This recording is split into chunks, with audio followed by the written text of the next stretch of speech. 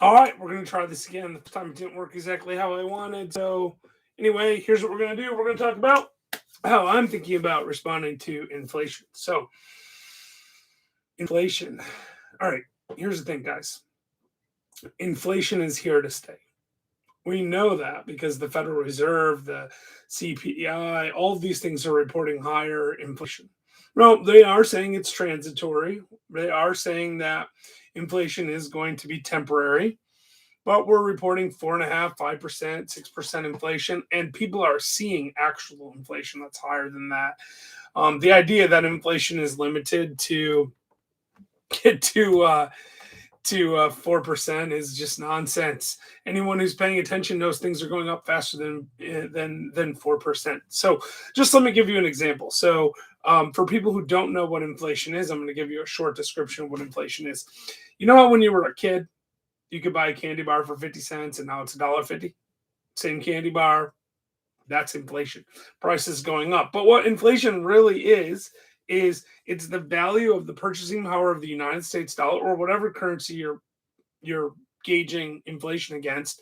The value is declining. It's not like candy bars have gotten more expensive. What's actually happened is it takes more dollars to buy the same candy bar, which is to say, relative to your purchasing power of a single dollar, they're more expensive. But relative to, say, like the basket of the world, they may or may not have gone up in price. It depends on labor inputs, it depends on component inputs. Sometimes the sugar prices might inflate relative to, say, peanut prices, right? Which means if a peanut price goes down in US dollars and sugar goes up in US dollars, the cost of the candy bar components might be the same. Then the sugar is inflating. What we're really seeing is broad scale inflation across the United States economy, which, like I said, they're saying is 4%, 4.5%, something like that, year on year as of August of this year, 2021. I think that's a little bit underreported. I think it's higher than that. I think real inflation, I mean, lumber prices are up. Yes, they've come back down some, but they're up a lot, more than 4%. Fuel, more than 4%. Wages, even more than 4%. The cost of hotels, more than 4%. The cost of buying components for your cars, more than 4%. So I don't know where the 4% number comes from, but I do know that inflation is here. The Federal Reserve, the United States government officially is saying it's transitory. That means it's not going to stay. But here's the thing, if you think about it this way, the purchasing power of the dollar is based on a couple of things: the total strength of the United States economy, the value of all the assets of the United States, the full faith and credit, as we call it, of the United States. It's based on that and the number of dollars. So if you have like the full faith and credit of the United States, everything, all the value of the United States assets, divided by the number of dollars. That's the purchase price. So if you have 1 trillion increments of value and you have $1 trillion, then $1 buys 1 trillionth of the total property, the total credit of the United States, the total full faith and credit of the US. But the thing is, if you go from $1 trillion to $1.5 trillion and the value up here stays the same, then the dollars are worth less, and relative to dollars, prices have inflated. What's really happened, though, of course, is the value of the dollar has gone down by 50%. So what does that mean when we're talking about the world today? Now, I probably should have put in a fancy streaming software or something like that, and a screen capture and all these things that all the other YouTubers do, but I just wanted to share this briefly, so I'm not going to spend time doing that. So if you've heard of the M2 money supply, the M2 money supply is one measure of the entire supply of the money, right? This is not actual money. This isn't how many dollars were printed. This is a function of the amount of cash available in checking accounts, under people's beds, things like that, versus the amount of cash in banks. And the banks are allowed to loan the money out multiple times because we live in a world of fractional reserve currency. And if you really want to get into a crazy economic discussion, you can go down there. But the point is, the M2 money supply, one way to measure the amount of money, shows us that from February of last year, 2020, to February of 2021, 25% of all money entered circulation.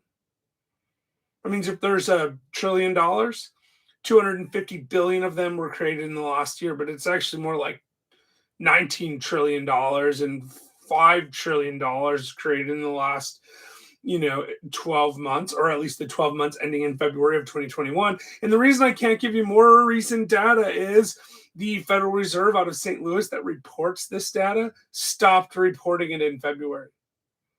That ought to cause you some concern. It causes me concern. I don't know what happened in February that made them think they should stop, but my guess is there was a lot more inflation than they thought, and they didn't want to scare people.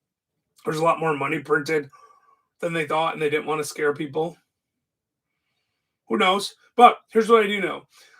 We can't control inflation. Inflation will either come or it won't, but we can respond to it. So if we're looking at the tea leaves and we're saying inflation is coming, inflation is here, inflation is going to keep coming, right? Then what we want to do is we want to buy things with our money. Cash becomes relatively worth less money. So if you had $100,000 in cash sitting in a bank account, and you didn't know what to do with it, and you knew you were going to use toilet paper next year, and I certainly plan to use toilet paper next year, maybe you should just buy $100,000 worth of toilet paper today. And you're thinking to yourself, like, that seems crazy. But the thing is, if toilet paper is going to be, let's use their numbers, 5% more expensive next year, then why wouldn't you use your $100,000 today to buy the toilet paper you're going to use next year? I know it's kind of an extreme example, but the reality is if you buy something physical and prices are going up relative to the dollar, you're better off having that physical thing than you are the dollars in a bank account getting way less than 5% inflation. So, that being said, all right, I see a couple of people watching live. If you have any questions, happy to answer them. But that being said, I don't think you should buy toilet paper, but I also don't think you should be hoarding cash. You should have some cash. Cash is a measure of safety. If you don't have cash, you can't pay your bills. It's a real problem. Cash flow is good, though. Money in, money out. Money in, money out. That's the goal. You need to get as much money as you can coming in and circulating and recycling, because that's where you get the real money, right? That's where you get money from. So, another wrinkle here. Maybe for the first time ever. I'm not sure if it's the first time ever, but maybe for the first time ever. They're loaning us money at below the rate of inflation. If inflation's 4%, like they say it is, and I can borrow at 3.5, I'm getting a 0.5% spread, which means I could borrow $1 million, pay back $1,035,000 over the next year, and I will come out ahead because my $1 million of stuff that I bought, as long as I reinvested it at the rate of inflation or greater, which is really easy because I can buy toilet paper and then just resell it later, will be worth $1,040,000. $5,000 for free. So what should you do to respond to inflation? Buy assets. Buy a lot of assets. Buy things you're going to use anyway. Buy them in bulk. They're not going to expire and it doesn't cost you anything to keep them. You'll probably get a better deal now in bulk than you would get buying them individually now. And by buying them in bulk, you get to pay today's prices. So it's a double advantage. So the first thing you should do is just start buying stuff in bulk. If you always go through 1 pound of sugar a month, buy 12 pounds of sugar. Sugar is going to be more expensive next year, more likely than not. That's how inflation works. Plus, probably a 12-pound or 10-pound bag of sugar is probably cheaper than 10 1-pound bags of sugar. So if it doesn't cost you anything to store and it's not going to go bad, you should definitely do that. Obviously, you do have to think about things like waste, so don't buy a whole bunch of bread. It's going to spoil. Don't buy a whole bunch of yogurt, milk. But buy some stuff in bulk, especially stuff that you know you're going to do. Also, buy things that you know you're going to buy next year now, right? Not things that get better like computers, because next year's computers might be better. But if you know you're going to buy a car next year, might be time to buy one now before they go up more. If you have some extra money, say like sitting in a bank, and you've always wanted to buy a extra car for like, the weekends or something, might be the right time. Just saying. Now, the best thing you could do, of course, would be to buy physical assets that pay you, not liabilities, right? So if you've got enough money or you have enough creativity or strategy, you should buy some real estate. This is a real estate channel, old fashioned real estate, where we drink old fashions. So if you're just happy upon this video and you don't follow our channel, I would love it if you would subscribe, and like this video and watch some of our other content, because normally what we do is we just drink old fashions and we talk about real estate. We provide people education on how to invest in real estate, how to maximize their returns. We have some amazing videos, the four sources of real estate returns being a great one to start with, but how to predict the next market cycle, how to save on your taxes using 1031s, how to save on your taxes using cost segregations, things like that. But right now, man, my goal for this year, for the rest of the year, is to borrow $10 million. I've been saying this for a while, and most people it explodes their head, right? They're like, you can't just go borrow money to borrow money. But the reality is you actually can go borrow money to borrow money. They're loaning it to you at lower than the rate of inflation. You don't even have to make a particularly good investment for that to make sense. I mean, it's better if you make a good investment. I mean, if you can borrow at 3.5% and reinvest at 10 or 15 or 20 or 30 or 40%, that's going to be a lot better for you. But yeah, get out there, make some money, borrow some money, spend as much as you can. Grant Cardone always says, cash is trash. And I used to disagree with him on that, but you know what? Kind of is. I haven't verified this in a little while, but a while back I was looking at the price of a gallon of milk in 1964, which is about 25 cents. Someone verify this and tell me it's true. I'd love to know. I haven't really taken time to research it, but per my research at the time, it was 25 cents for a gallon of milk, 1964. I don't know how much a gallon of milk costs now. $3. What's that? 10, 11, 12 times as much. Maybe it's $4, 16 times as much. How much is 1964 quarter cost? There goes my black screen. Oh well. So how much does a 1964 quarter cost? Well, it's 1964 quarters, 90% silver. Probably $4. So what does it cost for a gallon of milk today? It costs a 1964 quarter. It's the same thing. The milk hasn't really gotten that much more expensive. What's really happened is we devalued our currency. Silver currency is different because it has base metal, right? It has 90% silver. So that has real value. The silver is buying it. So silver hasn't gone up in price. Gold hasn't gone up in price. Milk hasn't gone up in price. The same amount of gold buys the same amount of milk. It hasn't changed. I mean, it might have changed a little bit, but the point is the dollar is worth less. So get rid of that crap.